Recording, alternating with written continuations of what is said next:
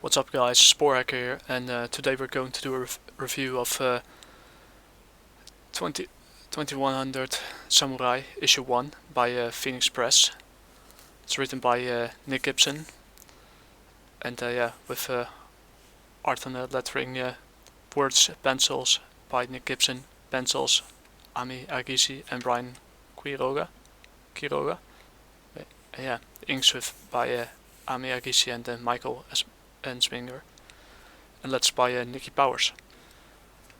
It's the first issue of 2100 Samurai, or 2100 Samurai by Nick Gibson. And what do you get? It's for mature audiences only.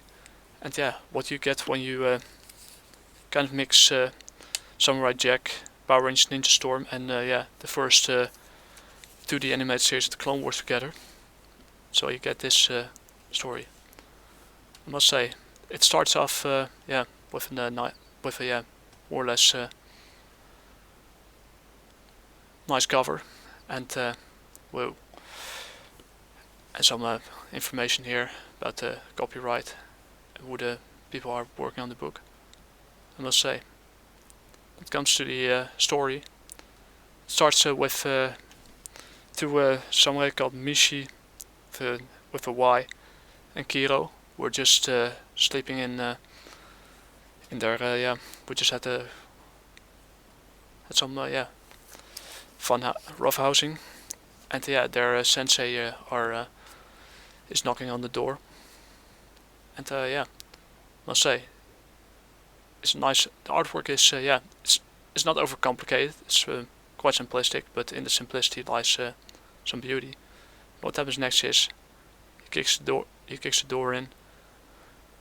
Yeah, he kind of kicks the door in at the next page, and he knew what was going on, and that they didn't break their oath. So the sensei itself, named Dinkin, he kind of reminds me of the sensei from Power Rangers Ninja Storm before he was turned into a hamster. He later got turned back or something. And, it's off to a good start. Pretty comedic value as well. And he sent him out on a quest to go back into the future, because one of the portals has been opened. And he's waiting for you. And the sensei called Henkin, he has a quest for them, so that they're sent back into the future. In the 2100. And once during that time, before that, once the portals has been activated, and must say, I like how this. I can understand why it reminds people of Samurai Jack. For me, it reminds me a little bit of of Red Koi, Power Rangers Ninja Storm, and Samurai Jack and the Clone Wars mixed together. It's pretty impressive. I like how it flows, etc. Then we go to they're being sent in time. They're being sent back in time to figure out what happened. And I like how it goes. How he sent them on their way. Then they end up in 2100 in a futuristic city where they have to seem to survive. And I feel the same way about there. There's nothing I can do. Press on. They have to focus on to be on guard for any possible dangers. Someone's trying to sell them something to increase their potency. And Myshi doesn't like it. She sends them away. And the kid runs for his life, of course. Until they get they're quarantined in an alley by some goons. Kiro tells him to stay away from her. It's kind of cornered right now by people with futuristic weapons or guns, getting shot, etc. They're part of the Ensnar corporation. I don't know exactly what they do, but hopefully that gets explained later on. And care for spoilers what happened next. And the guy kills Myshi with her own blade. It is about to kill Kiro until he gets help by someone.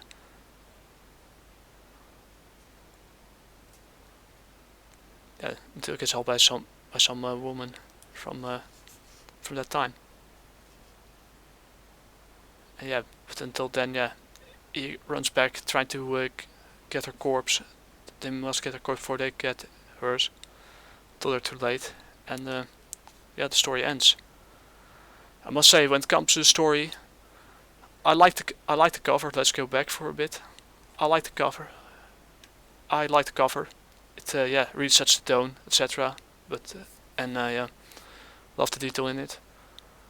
And nicely put for mature audiences only. And I like how it sets the tone, etc. There's only one thing. Of course, there's room for improvement. My room for improvement lies in a little bit of issues with there's a little bit. I like the cover, don't get me wrong, but there's the artwork is slightly different.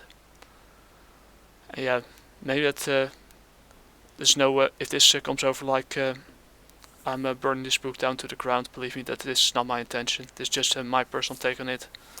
The cover looks nice, but it needs to be you know what to expect, but it needs to match a little bit with the art style. The art style itself is fantastic. I like it. It's pretty simplistic, nothing too overcomplicated, and suits the story. But there needs to be a more I feel there's a little bit of a disconnect between the cover and the art style. But the story itself, it flows really nice. It has a really it sets up a really interesting it could be a potential good intro to an amazing storyline. And it's a typical indie book, but with I like how this one of their Dinkin, how their sensei is designed. It kind of reminds me of the sensei from Power Rangers Ninja Storm, who's also the father of Cam, the Green Samurai Ranger. And I would say not bad. He just kicks in the door for no reason. I love that comedic value. And when it comes to the story writing, it's good. I give the story writing is about 8 out of 10. It's a good intro to what could be something great.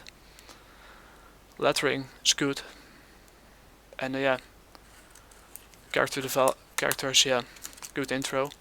They need to develop a little bit more, but that will be happening in the second issue. And what I also like about this, how the portal is designed, how the futuristic city is set up in 2100 ad Domine, because I don't like before Christ and after Christ. I'm kind of old-fashioned in that regard.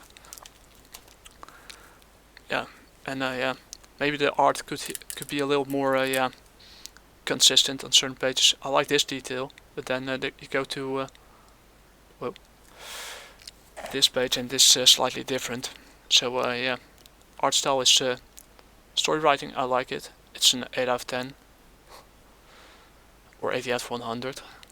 The art itself, also the cover is. I love the cover, but the art style itself needs, maybe it could be a little bit more.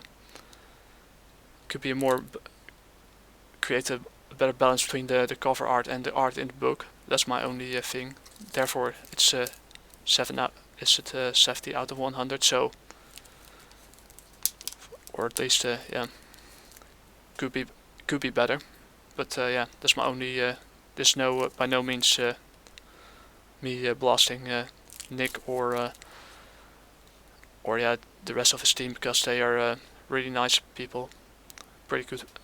They know what they're doing, and they also have an Indiegogo campaign coming up on April 8th, that 2020, where they continue on the story, and I'm honestly curious to see how it progresses. And that's it. I'll give the round for story for the intro. I give the 72 out of 100. It's it's a good start, but there is room for improvement. So I hope they understand the criticism and they try to improve their the next product. I hope it helps them to improve the next product, because I want to see where it goes. And if you want to buy this issue, you can go on Gumroad. I'll put the link down in the description. I'll also put the link down for the Indiegogo campaign, where you can subscribe. The campaign goes live on April 8th, 2022. So there's enough time to subscribe and back my boy Nick. And if you want to see what I'm creating, you can also go to my Twitter, or to his Twitter, where I share my pages of my upcoming first comic project. It will first start as a webtoon, as a webcomic, my bad, on my own site called thejaguarwarrior.com. That's still under construction at the moment. And it's also released on Gumroad, Pixiv. I will also try Global Comics and see if I can get it in CVS, CWS, my bad, bookstore. And if you want to see how that looks like, I can go to it quickly. This page 3, this case of how Jaguar Warrior issue number 1 is going to look like. And Nev is an amazing guy, truly talented artist. He knows what he's doing. He's also has a good sense of humor that I like. And what I say, give him a follow, check him out on DeviantArt. I'll put the link down there. And I'll see you guys on the next video. Spore Hacker out.